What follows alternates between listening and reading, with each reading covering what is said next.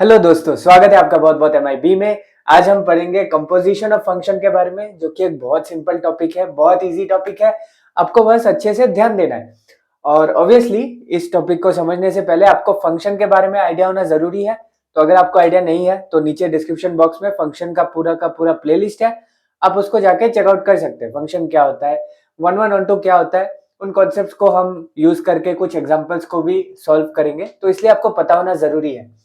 ठीक है, तो चलिए बात करते हैं कंपोजिशन ऑफ फंक्शन के बारे में। तो मान लो मेरे पास एक फंक्शन है f(x), जिसको हम ले लेते हैं x², और एक और फंक्शन है मेरे पास, उसको मैं मान लेता हूं g(x) equal to sin x।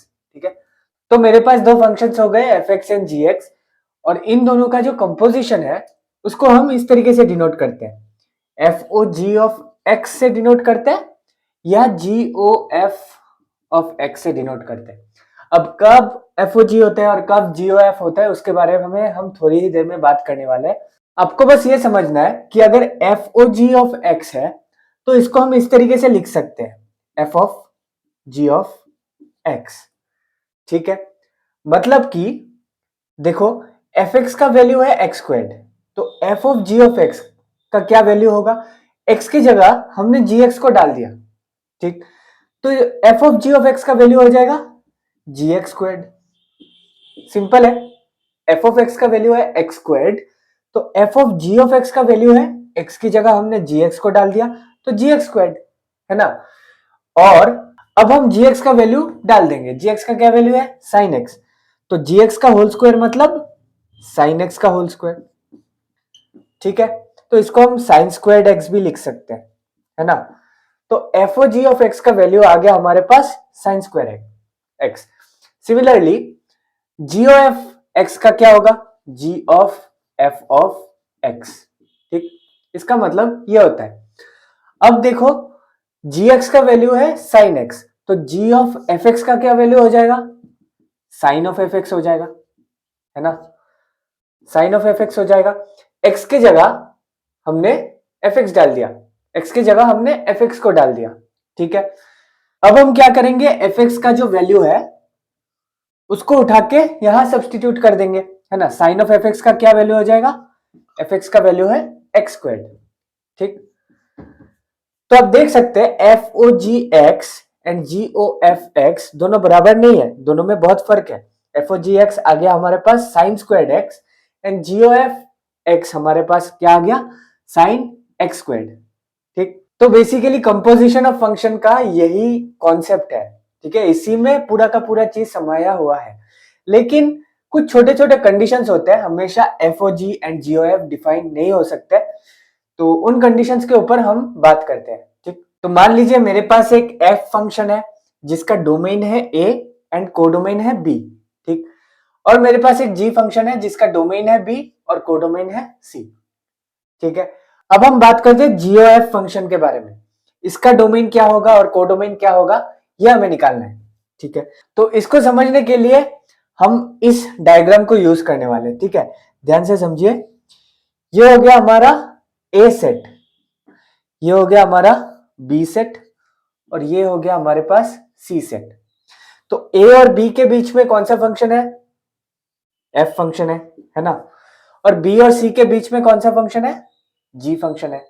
ठीक, तो अगर X A के अंदर कोई भी एलिमेंट है तो B के अंदर क्या टाइप के एलिमेंट्स होंगे, F फंक्शन लगाने के बाद एफ एफ एक्स टाइप के एलिमेंट्स बन जाएंगे, क्योंकि बी क्या होता है, एफ का कोडोमेन होता है ना।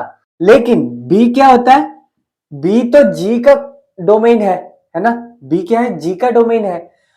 तो जी अप्लाई करने के बाद जी के कोडोमेन में कैसे टाइप के एलिमेंट्स बनेंगे, G of F of X type के एलिमेंट्स बनेंगे।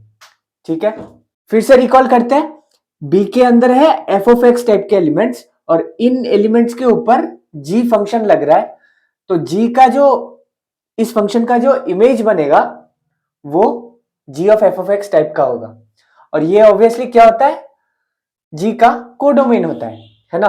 अब हमने थोड़ी देर पहले देखा था ये क्या होता है, ये तो जी ऑफ एक्स होता है। ठीक, तो अब आपने समझना है कि ये जो जी ऑफ फंक्शन है इसके अंदर हम इनपुट x ही डालेंगे, ठीक है, और आउटपुट निकलेगा इस टाइप का, g of f of x type का। मतलब a और c के बीच में जो फंक्शन है वो है g o f x। ठीक, तो ये जो g o f फंक्शन है इसका डोमेन हो गया a और कोडोमेन हो गया c। ठीक है, तो यहां एक बहुत इंपॉर्टेंट चीज आपने नोटिस करना है, अगर f फंक्शन का कोडोमेन और g फंक्शन का डोमेन बराबर होता है, आप देख सकते हैं इसका कोडोमेन है b और इसका डोमेन है b, तो दोनों बराबर हो गए, तब GOF फंक्शन डिफाइन होगा। ठीक है, बच्चे गलती करते हैं, अगर f का कोडोमेन और g का डोमेन बराबर हो जाता है तो वो कहते हैं कि FOG डिफाइन होगा, लेकिन ऐसा नहीं होता है, उल्टा होगा, GOF डिफाइन होगा। ठीक है, और GOF का डोमेन क्या होगा, A होगा, और कोडोमेन क्या होगा, C होगा। ठीक है, बहुत सिंपल सा लॉजिक है, आपको बस ये याद रखना है। ठीक है, और ये हो गया उसका एक्सप्लेनेशन। तो इस केस में FOG डिफाइन नहीं होगा। क्यों डिफाइन नहीं होगा? क्योंकि डिफाइन होने के लिए f का डोमेन और g का कोडोमेन बराबर होना चाहिए। f का डोमेन क्या है, a है, और g का कोडोमेन क्या है, c है, तो दोनों तो बराबर नहीं है ना, तो इसलिए FOG डिफाइन नहीं होगा। FOG डिफाइन होने के लिए क्या कंडीशन होना चाहिए, पहले वाले का डोमेन और दूसरे वाले का कोडोमेन। इस केस में क्या हो रहा है, पहले वाले का domain that is b and दूसरे वाले का कोडोमेन दैट इज b बराबर हो रहा है, तो इसलिए GOF हमारे पास डिफाइन हो रहा है। ठीक है, अब हम बात करते हैं कि तीन फंक्शंस का कंपोजिशन कैसा होता है। सिंपल है, एक ही बात है, FOGOH X अगर मुझे दिया गया, इसका सिंपल मतलब ये होता है f of g of h of x। ठीक है, जितने फंक्शंस होंगे उतने टाइम्स आपको ये ऐसे लिखते जाना है। अब क्वेश्चन के हिसाब से आपको x का वैल्यू डालना है, x का वैल्यू डालने पर आपको hx का वैल्यू मिलेगा, उसके हिसाब से आपको g ऑफ hx का वैल्यू मिलेगा, और उस हिसाब से आपको f का भी वैल्यू मिल जाएगा। ठीक, तो चलिए इसी टाइप का एक एग्जांपल देखते हैं। तो आपसे बोला गया find FOGOH X and HOGOF X given that they are defined. ठीक, आपके पास तीन फंक्शंस दिए गए हैं, fx, gx एंड hx। ठीक है, तो चलिए निकालते हैं। FOGOH X क्या हो जाएगा, f of g of h of x। ठीक, तो hx का वैल्यू डाल देते हैं, hx का वैल्यू क्या है, 3 है, तो इसको हम 3 से सब्स्टिट्यूट कर देते हैं, f ऑफ g ऑफ 3। ठीक है, तो g ऑफ 3 अब हम निकालते हैं, g ऑफ x है sin x, तो g ऑफ 3 क्या हो जाएगा, sin 3 हो जाएगा, है ना, तो f ऑफ sin 3। ठीक, अब fx का वैल्यू है x स्क्वायर, तो f ऑफ sin 3 का वैल्यू क्या हो जाएगा, sin 3 का होल स्क्वायर। ठीक है, तो ये हो गया हमारे पास फाइनल आंसर, बहुत सिंपल कॉन्सेप्ट है। तो HOGOF X अगर हमें निकालना हो तो h of g of f of x। तो अगर आप इसको एक एक करके निकालना चाहते हैं तो निकाल सकते हैं, नहीं तो ये देखते ही पता लग रहा है h के अंदर चाहे आप कुछ भी डाल दे, इसका वैल्यू 3 ही आने वाला है h के अंदर, क्योंकि h एक कांस्टेंट फंक्शन है ना, x का वैल्यू कुछ भी हो इसका वैल्यू 3 ही होने वाला है, तो ये देखते ही पता लग रहा है कि इसका वैल्यू 3 हो जाएगा। लेकिन फिर भी अगर आपको स्टेप बाय स्टेप करना है तो आप कर सकते हैं। h of g of fx का वैल्यू क्या है, x स्क्वायर्ड है, तो x स्क्वायर्ड डाल देते हैं।